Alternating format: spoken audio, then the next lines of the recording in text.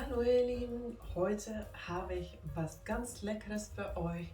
Heute werden wir ohne Eismaschine eine leckere Malaga-Eis machen. Lasst uns mit dem Rezept anfangen. Für das Rezept habe ich schon was vorbereitet. Ich habe die Rosinen schon im Wein gelegt und die sind schon über 12 Stunden in dieser süßen Wein eingelegt worden und die sind schön, ich kann schon sehen, dass die schön diese Wein auch aufgesaugt haben und jetzt kann ich auch diese Rosinen für den Eis verwenden. Das ist ganz wichtig, dass die genug Zeit haben, dann haben die auch schön Geschmack und der Geschmack dieser Eis kommt ja meist von diesen Rosinen. Die süße Wein, die ich genommen habe, ist ein Madeira Wein und es ist auch eine süße Wein.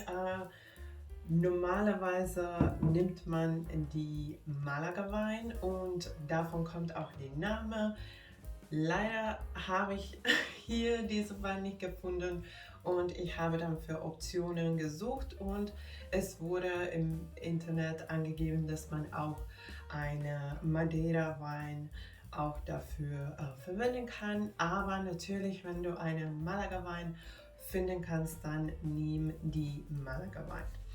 Und jetzt werden wir dann mit der Zubereitung anfangen. Erstmal wird die Sahne steif geschlagen.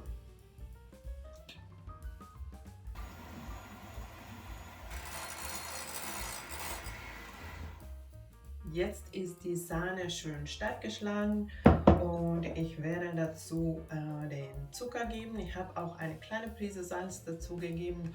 Das balanciert ein bisschen die Geschmäcker. Und ich verwende braune Zucker, weil es eine schöne Karamellnote gibt, aber du kannst auch normale Raffinade nehmen.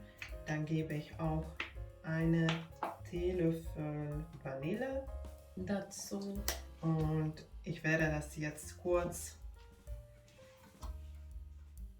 reinheben. So, und dann die wichtigste Teil unserer Eis sind jetzt die Rosinen. Ich habe ziemlich viel Rosinen genommen. Du kannst auch ein bisschen weniger nehmen, wenn du möchtest. Und jetzt werde ich noch ein bisschen von dem Wein einfach so dazugeben.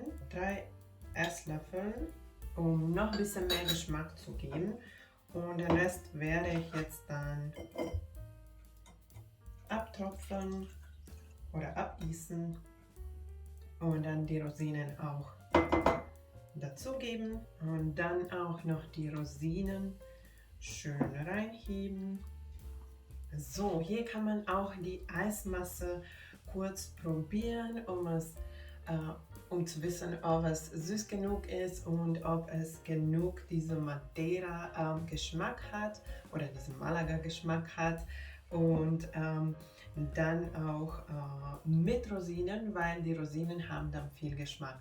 So, ein bisschen probieren mit ein bisschen Rosinen und dann noch ein bisschen Wein dazugeben, wenn nötig, oder ein bisschen mehr Zucker dazugeben.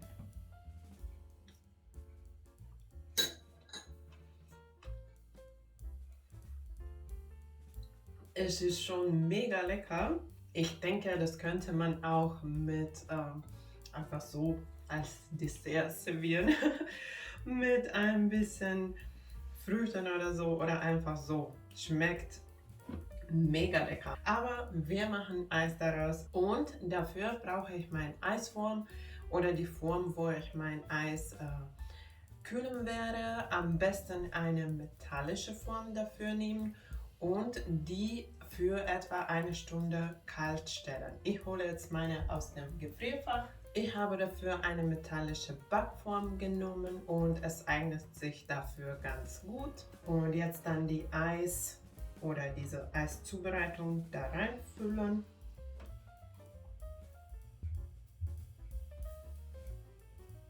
Und es wird jetzt wieder kalt gestellt für etwa 40 Minuten, dann hole ich es raus, mixe es nochmal mit dem Mixer und das macht man dann so etwa 3 bis 4 Mal, jeder 40 Minuten, um diese kleinen Eispartikeln dann zu lösen und dann wird die Eis auch schön cremig, ganz ohne Eismaschine.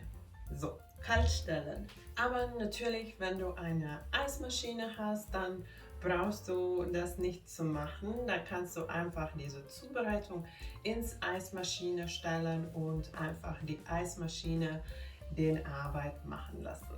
Ich hoffe, dir hat das Eisrezept gefallen. Ich muss mich erstmal bei einer Abonnentin herzlich bedanken. André, danke für die Anfrage für Malaga-Eis.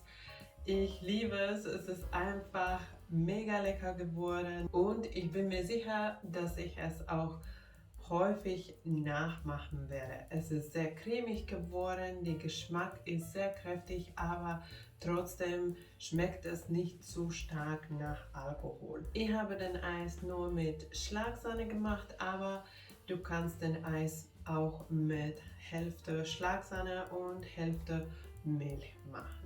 Ich weiß, die Eiszeit ist sozusagen schon vorbei, weil das Wetter schon kalt geworden ist.